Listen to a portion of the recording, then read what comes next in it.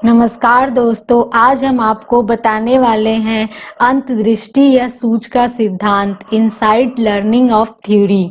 अभी तक आपने हमारे चैनल को सब्सक्राइब नहीं किया है तो इसे सब्सक्राइब कर लें ताकि आपको हमारे आने वाले वीडियो का समय समय पर नोटिफिकेशन मिलता रहे। तो चलिए चलते हैं सिद्धांत की ओर। अंतर्दृष्टि या सूझ का सिद्धांत इनसाइड लर्निंग थ्योरी सन 1920 ईस्वी में जर्मनी में गेस्टाल्ट संप्रदाय का उदय हुआ।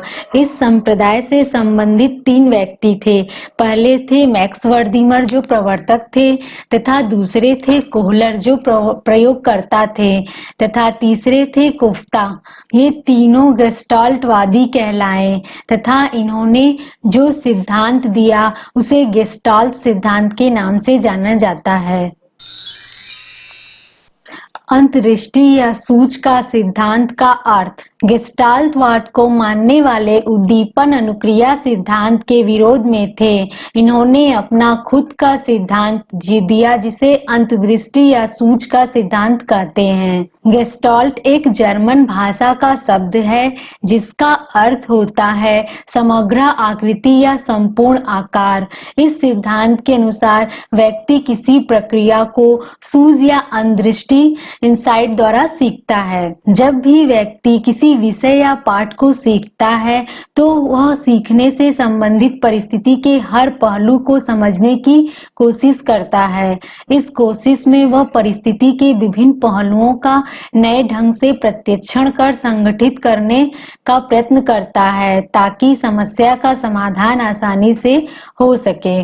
जब वह परिस्थिति के भिन्न भिन्न पहलुओं को नए ढंग से प्रत्यक्षण कर उसे आपसी संबंधों को समझ जाता है तो उसमें अचानक सूझ इंसाइट उत्पन्न होती है, जिसे आहा अनुभव आहा एक्सपीरियंस भी मनोवैज्ञानिकों ने कहा है। अतः सूझ अचानक होती है और इसके लिए अभ्यास प्रैक्टिस की जरूरत नहीं होती। अंतर्दृष्टि या सूझ के सिद्धांत को अन्य नामों से भी जाना जाता है। अंतर्दृष्टि या सूझ का सिद्धांत, गेस्टाल्ट सिद्धांत, समग्राकार या संपूर्णाकार सिद्धांत, कोहलर का सिद्धांत, पूर्णांश का सिद्धांत। अंतर्दृष्टि या सूझ के सिद्धांत की विशेषताएं। इस सिद्धांत की निम्न विशेषताएं हैं। अधिगम संज्ञानात्मक होता है, अधिगम अचानक होता है, अधिगम की प्रक्रिया यंत्रवत नहीं होती, अधिगम की प्रकृति स्थायी होती है, अधिगम की प्रक्रिया में अंतर्दृष्टि या सूझ अचानक होती है। सूझ सिद्धांत कोहलर द्वारा किए गए कुछ प्रयोगों पर आधारित है। कोहलर ने सबसे बुद्धिमान वनमानुष चिंपांजी का नाम सुल्तान था। उनके द्वारा सुल्तान पर किए गए 2 प्रयोग विशेष रूप से उल्लेखनीय हैं। पहला, बॉक्स समस्या पर प्रयोग, एक्सपेरिमेंट ऑन बॉक्स प्रॉब्लम। छड़ी समस्या पर प्रयोग, experiment on stick problem. Kohler का पहला प्रयोग, जैसा कि आप इस चित्र में देख रहे हैं, कोहलर ने एक भूखे चिंपांजी को एक कमरे में बंद कर दिया। उसे खाने के लिए कमरे की छत में कुछ केले इस प्रकार टांग दिए कि वे चिंपांजी की पहुंच के बाहर थे। कमरे की कुछ दूरी पर कोहलर ने 3-4 खाली बक्से भी रख दिए। चिंपांजी ने उछलकर केले लेने का प्रयास किया पर वह सफल नहीं हो पाया। कुछ समय बाद फर्श पर रखे खाली बक्सों को देखा। झट से उसने एक बक्स को उठाया और लटकते केले के ठीक नीचे रखा। इस पर से वह उछलकर केला प्राप्त करना चाहा, परंतु फिर भी वह असमर्थ रहा। फिर दूसरे बक्स को पहले बक्स पर रखा और केला प्राप्त करना चाहा, परंतु असमर्थ रहा। इसके बाद फिर तीसरे बक्स को उन दोनों बक्सों पर रखा और इस बार उसने उछलकर केला प्राप्त कर लिया। यह उसकी सूझ ही है जिसने उसे केले प्राप्त करने में सफलता दी। चिंपांजी के समान बालक एवं व्यक्ति भी सूझ द्वारा सीखते हैं।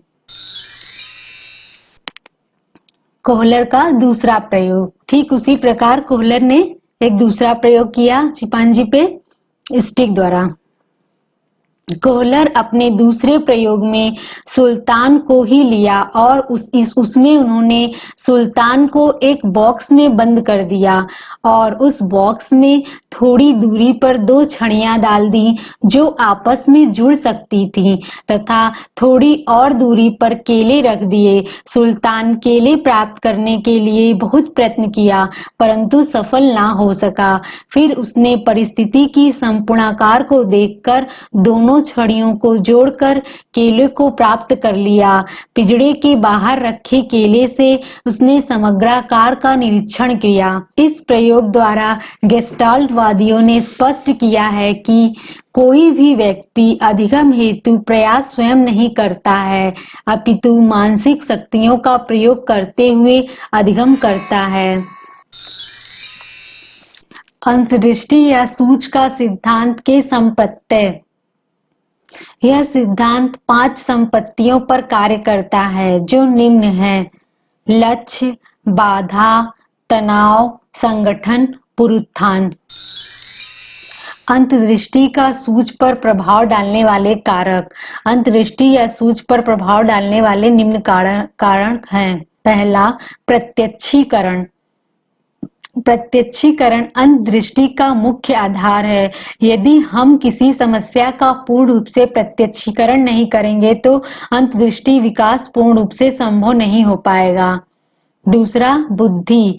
बुद्धि भी अंतर्दृष्टि पर प्रभाव डालती है क्योंकि जो उच्च बुद्धि वाले इंसान होते हैं वे अपनी अंतर्दृष्टि विकास जल्दी प्राप्त कर लेते हैं जबकि निम्न बुद्धि वाले इंसान को अधिक समय लगता है। तीसरा, समस्या की पहचान। समस्या की पहचान होना अंतर्दृष्टि विकास में अधिक उपयोगी है क्योंकि यदि हम समस्या की पहचान ही अच्छी तरह से नहीं कर सकते तो अंतर्दृष्टि विकास में बाधा आएगी। अनुभव।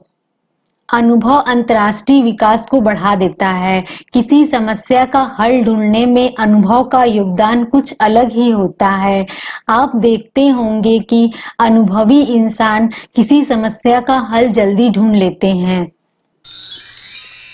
इस सिद्धांत का शैक्षिक महत्व। इस सिद्धांत के अनुसार व्यक्ति स्वयं किसी समस्या को हल करना सीख सकता है। कक्षा स्तर पर कल्पना, तुलना करना तथा तर्क करना आदि मानसिक शक्तियों के लिए यह सिद्धांत विशेष उपयोगी है। किसी नवीन परिस्थिति से समायोजन करने तथा समस्या को सुलझाने में उत्तरोत्तर दृष्टि से काम लिया जाता है। हमें उम्मीद है कि दोस्तों आप लोगों को हमारा यह वीडियो जरूर पसंद आया होगा।